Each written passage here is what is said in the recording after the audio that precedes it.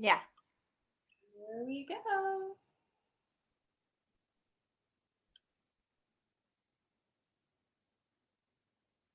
I think we're live. Hello, everybody, and welcome back to the 21-day Mend Yourself Well Facebook Live Summit. I'm here with my favorite guest, Miss Cara Noggle, as she talks about getting creative, pushing through those crazy fears in our head. I understand I might have a little bit of an internet problem. There's a big cloud over my office. So I'm going to let Cara take it from here. Cara, your hair looks beautiful, by the way. Thank you. Why don't you go ahead and jump right in and let us know a little bit about who you are personally. Okay. Well, I am a artist. I am an art instructor or teacher. I'm a mom. I am a homeschool mom. And I'm a single mother. Cats. And I have to say, you are doing a really good job at juggling it all. One of my favorite things to do is speak into women who are juggling business. And one of your loves is art. So tell us a little bit about how you got started in art and being an artist and being creative. Well, that's a tricky story because I wasn't always an artist. Or I guess everyone's an artist, but I didn't always think I was an artist. And I really kind of fell into it.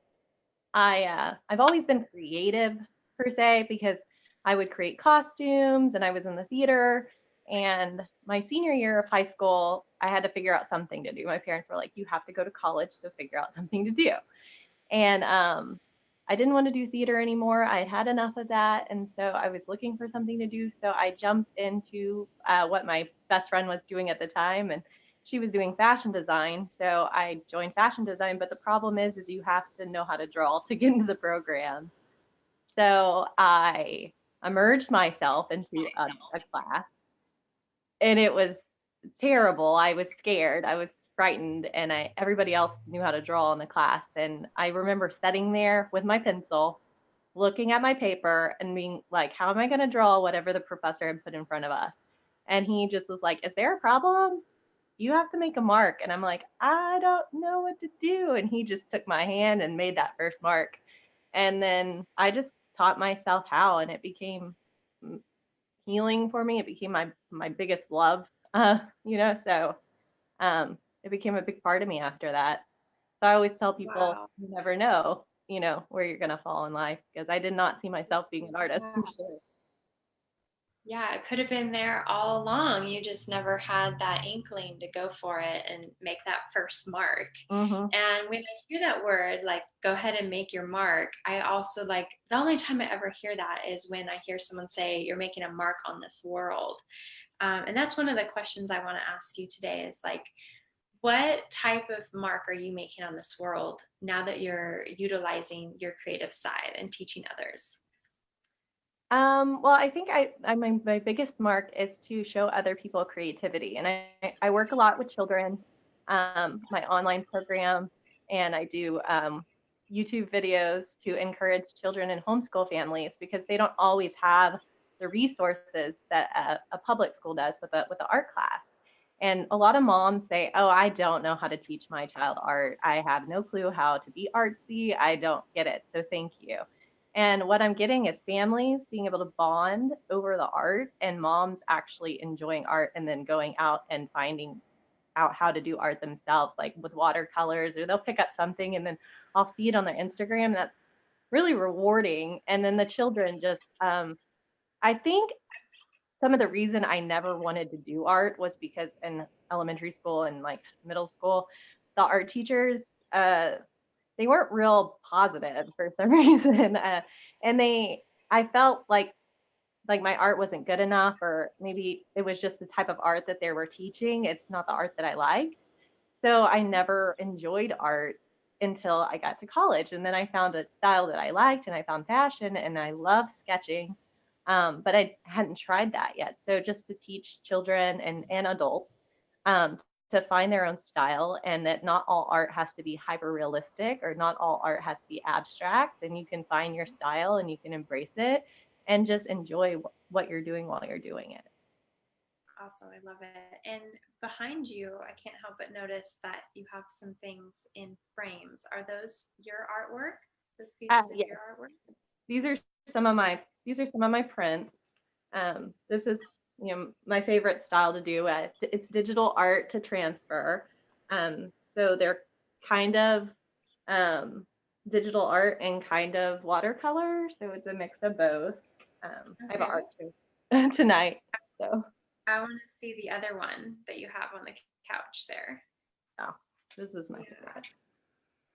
And so almost I all of my love art has a meaning too. So like this I like to use a lot of gears for the mind and how the mind works and how complex life can be. But I also like to use flowers because they're blooming and we're always blooming and evolving, just like a flower, a rebirth. I love it. So you have your own story of blooming and evolving. So why don't we dive into that? It's a perfect segue. Tell us a little bit about like the story you went through, the hardships that you went through, and how people in this group can utilize your story and your lessons learned in men yourselves well. And I think a lot of it has to do up here. So why don't you go ahead and just tell us what you want us to know about that? Okay, so I probably have to go back to my my divorce. I went through divorce, and before my divorce, I had spent, I guess, a couple of years following my husband around because he was in the military, and I'd given up my career in fashion, and I had followed him around. And so when that ended, and then I came out of it, and just everything was kind of everywhere, and I just kind of felt like a failure at my marriage and a failure at my career. And I was just kind of searching for the last 7 years for like some sort of what to do with my life. And I guess just letting people's input in my life really kind of that kind of controlled everything because um Take your own life. yes, because well, I feel like in my head, an artist wasn't like a professional job. It was like a hobby. It was not something that you would do professionally. And a professional job is someone in scrubs or with a doctorate in front of their name. And Mm-hmm. so that was my mindset, my thought process back then. And so I gave up art. I gave up art for years. And I went and got a corporate job and I went and worked in an office and that's how I met you, which and That's how I met everything you. happens for a You reason. next door to me. But I never felt complete. I never felt happy. And I sat there for 2 years and worked. And it was a fantastic company and I learned a lot and I will never, ever take that back. But I knew that there was something else. And so did everybody that worked there. Like when I said I'm leaving, they were like, oh my gosh, we're going to miss you. But like, you're really special and super talented and you need to go off and pursue your dreams. So, I mean, that was kind of right there in front of me, like people validating it. And Mm-hmm. I left the company and then I decided that I wanted to homeschool my son. So how was I going to do this? And that's when I found out there's there's a limited amount of art for these kids. And so I started just looking into like what I could do to bring that to these families. And then I set up my online programs and I get to enjoy art with my son and get to enjoy art with his friends and then people all over the world, which is awesome. And then I have time for my own art, which I hadn't had in years. So it's just kind of evolved and moved into something, but I had to take that big leap and just go for it. And there's been a lot of fears and a lot of doubt like through it, but I look back and I'm like I'm where I'm supposed to be. Mm-hmm. I love that. And that's when you came to my one day of day, that's what you said. You're like, thank you so much. Like, it wasn't that you needed coaching, but you needed confirmation that you were right where you were supposed to be with what you're doing. And so I love what you're doing. I think it's amazing. I love that it gives you the ability to stay home with your son and homeschool. Um, when you went ahead and took that leap, what was it that one that you broke through to do that? But what was like that driving force behind you going and saying, this is what I have to do, whether this is scary or not? Well, I was so unhappy. I would go to work every day and just know, like, I knew immediately when other people were going to pursue um, other degrees to enhance their certifications there, and I didn't want to. I was like, please don't make me go take those tests. I do not want to go get certified in something else.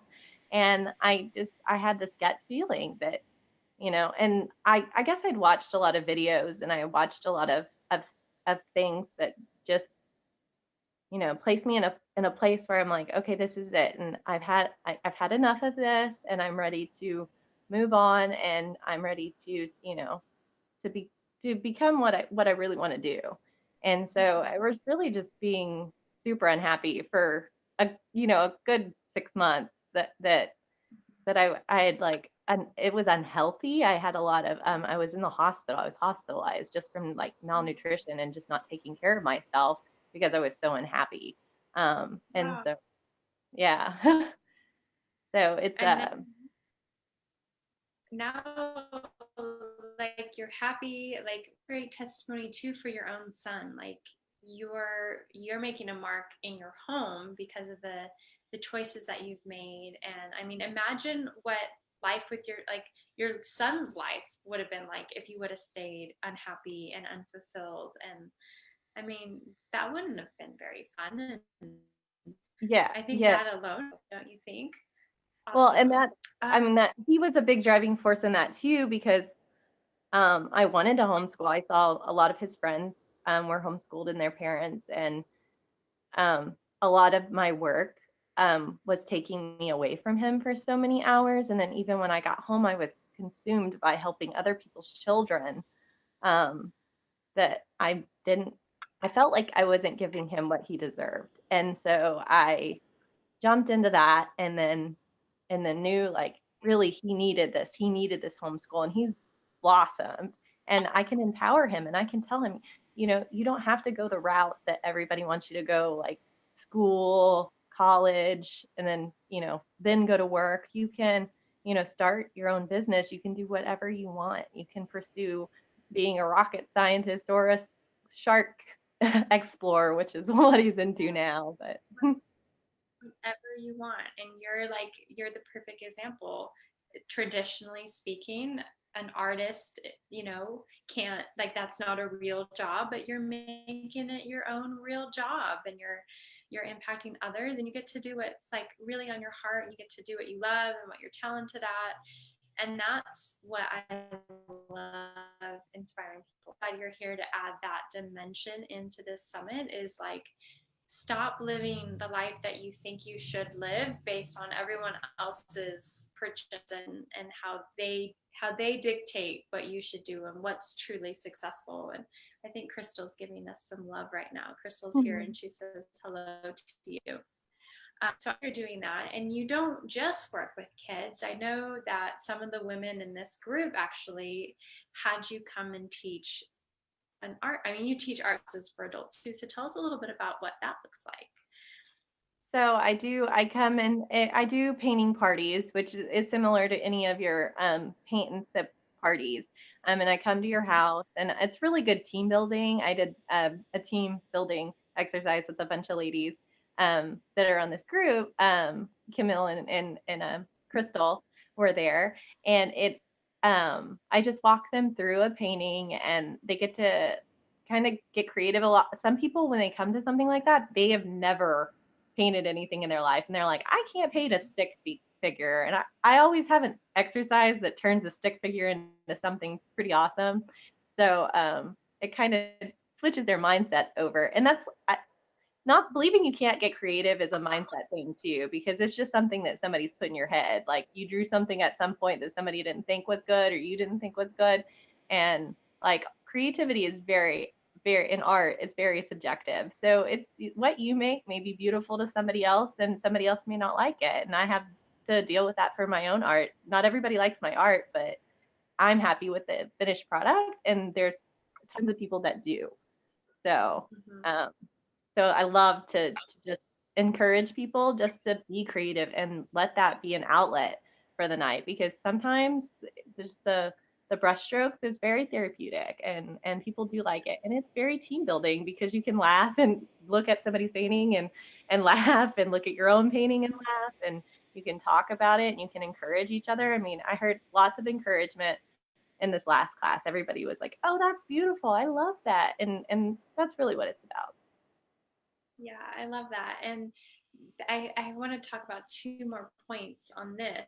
Is one, like, not only is it team building, but in such a disconnected world, we're all on our phones, we're all on social media. Like, the more we feel connected, actually, the more disconnected we are. I can imagine an event like that.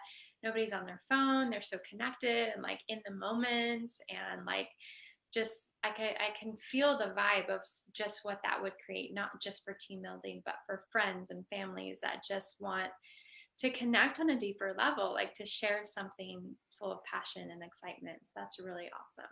Do Yes. you find that, like, do you have stories of connections made on in some of your group activities? Yeah, I mean, I feel like anytime that you put something creative into somebody, and this is in a team building thing, people who may not know each other, your what's going on in your life actually comes out through your paint strokes. If you're angry, you can see it. Oh, wow. If you're happy, you know, people, the pressure that they use, sometimes it's genetic, but sometimes, a lot of times, it's how they're feeling emotionally, and sometimes it's just that release, and like you can get to know a lot about a person and the colors that they choose and why they choose it, and that gets conversations started, which is really Mhm. interesting. Like people are opening up about their ethnicity and where they come from, and they didn't know that before. And art and ethnicity come hand in hand because there's so much background with art and tribal art and art from Europe and different types of techniques they're bred into you. Um, so those open up people and they make connections through that and colors and their favorite sports teams or do they have children? Those things come up too. So people just conversation just opens up. It's a great date night too. Mhm. I used to watch couples, that have not, come to um, a group setting, and then it's easy to talk and like learn a lot about a person while they're painting because you're feeling comfortable. You have something to do with your hands, and then they can have that conversation open up a little bit more than um, over dinner or dancing or something like that. Mhm. Awesome. I love it. I want to share just a little bit about my own personal journey with being creative and see if you have anything to add. So, like, Rogue just the other day was talking about like feminine energy and masculine energy. And what I'm realizing is I've been so wrapped up in my masculine energy, like going, and like forcing and pushing and making things happen and all of that. Where in like July or August, I started making jewelry. Like, it was just a thing. I made jewelry like 15 years ago. I had all my boxes of beads up in my closet collecting dust for like 12, 15 years. And I took them down my necklace and I haven't been able to stop making jewelry. And so what happened was, like, day after day, I would just make all these pieces. Right away, I just started feeling like just so full of joy. And I made a whole month straight. And since I started the summit, I haven't been, like, my jewelry had to take a back burner, but I still feel like that was the best month ever because I accessed more joy from deep down. Like, I didn't know that I had an artistic side, or I didn't know I had never had a hobby before. And by doing it and committing to it, like it was just calling my name, thought about, and it let me completely like detach from everything else that I was thinking about, like just being really present. Did you find anything like that in your journey becoming an artist, or do you have moments of inspiration where you're really into your art and other moments that you're not, and like what kind of difference that you feel as far as joy? Definitely there's times where I have a lot more inspiration than others, and it is totally an outlet. Sometimes I'll start a piece and it turns out nothing like what I thought it would, because things are happening and all that, like I said, all that comes out in your art. And so I honestly just let the art be.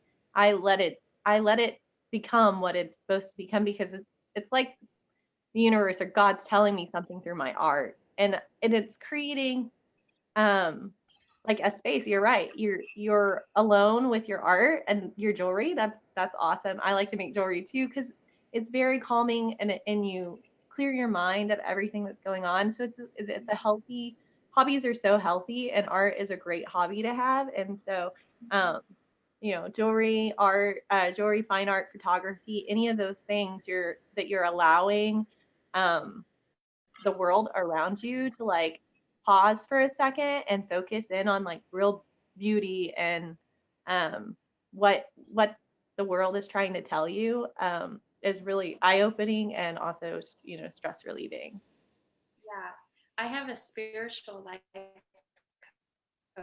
coach, and she actually now makes it a requirement for anyone joining her program that they have a hobby slash outlet creative side, because it's beneficial. Like she has someone who takes pictures. She has someone who makes music. I'm making my jewelry. Like she sees what outlets are doing in our lives. She actually now makes it a requirement that anyone joining her program has a creative outlet. So I think that's fascinating. Yeah. So It's a I mean, healthy. anyone who's watching, yes, healthy, yeah.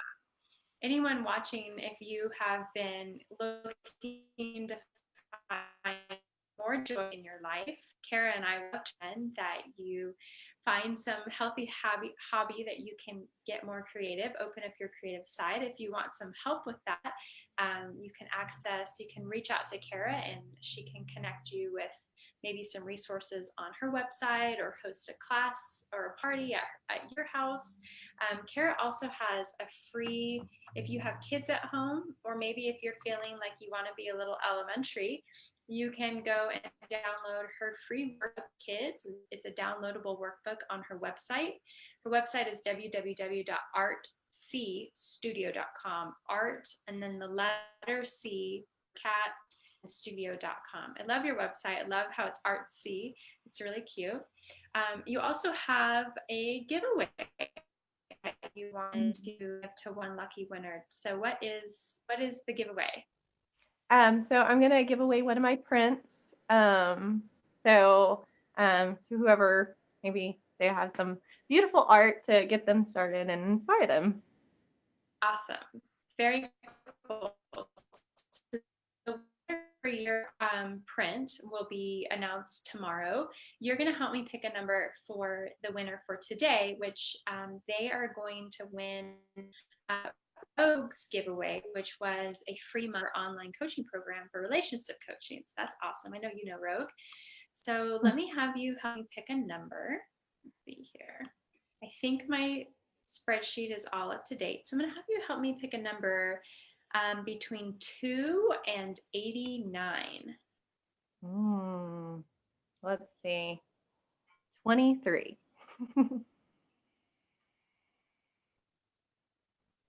All right, goes to Crystal's friend, Miss Trina Hale. So Trina, you are the lucky winner today of a free month to Rogue's That's awesome. Rogue relationship coaching. So that's really awesome. Congratulations, Trina. Felicia is saying, okay, so Felicia needs your help, Cara. She's saying she has no outlets and no interests. So there is that. What would you recommend to someone who has no outlets or no interests? Um, I would She just needs start help. trying things. I always tell people that just try. Like the professor took my hand and just made the mark. A lot of people are just scared and they don't know what they like. So try something. If you don't like it, if it doesn't feel right, abandon it and move on to something else. There's so many things. There's got to be something that you can enjoy. Um, Painting, drawing, sculpture. People like to make the little clay figures. You know, there's a children clay figures. You can do photography, even like with the newest iPhone, beautiful photography, and then print it out and look at Mhm. it and enjoy it. Or, it doesn't have to be art dance, maybe you want to dance. And you can find out how to do everything, jewelry making.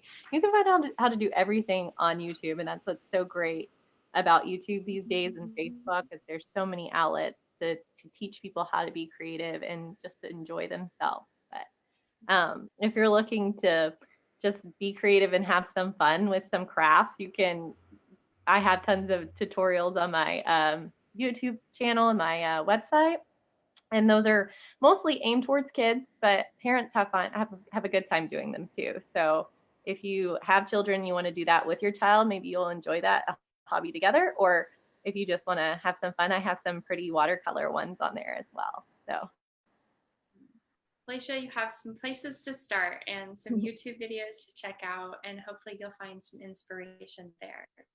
So we are all here and educate and motivate you to just take one step at a time in mending yourself well. It looks different for everybody else. Cara, is there anything else you'd like to add while you're still with us today?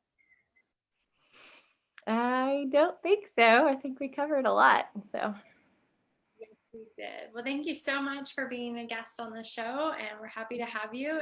And we hope that those looking to connect with you will certainly do that. So, everyone, have a great day. We'll be back tomorrow for another day of the Facebook Live Summit. We'll see you all soon. Bye.